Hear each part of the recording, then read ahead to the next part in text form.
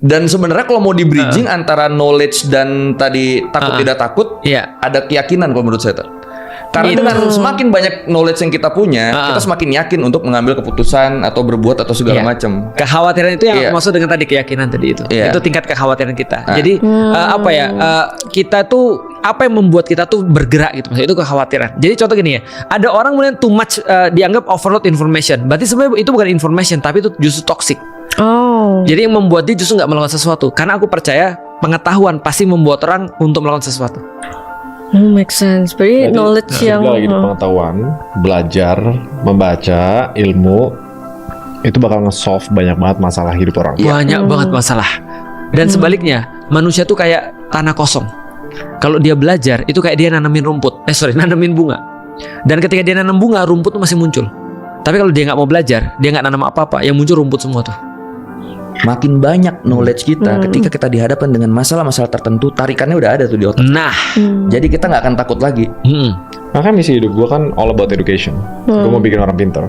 Dan orang bisa nge-solve education. Dan secara bisnis pun education market tuh gedenya minta ampun. Like gede banget gitu. Karena semua adalah education kan?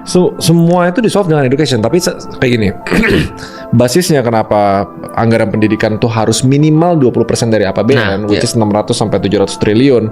Itu karena secara planning, ini nggak boleh lebih kecil daripada itu. Karena edukasi sepenting itu. Benar. Tapi sekarang ini udah di lewat efisiensi week pertama. Ini udah lewat week pertama, kita masih bahas crisis. Tapi sekarang kalau kena budget cuts atau apa gitu. Tapi edukasi itu memang nomor satu. Solve everything.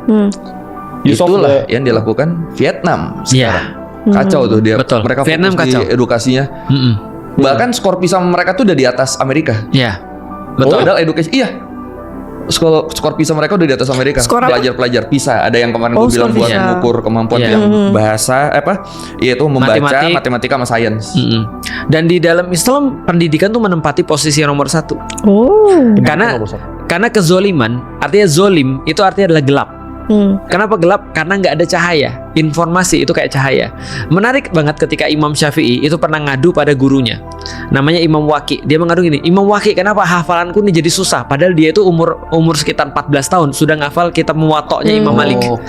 Jadi hafalannya udah bukan keren lagi, udah nggak ngotak lah hafalannya. Tapi dia bilang, kenapa ya hafalanku jelek? Kata Imam Waqi adalah, tinggalkan maksiat karena ilmu itu adalah cahaya Allah yang tidak akan datang pada hati-hati yang bermaksiat.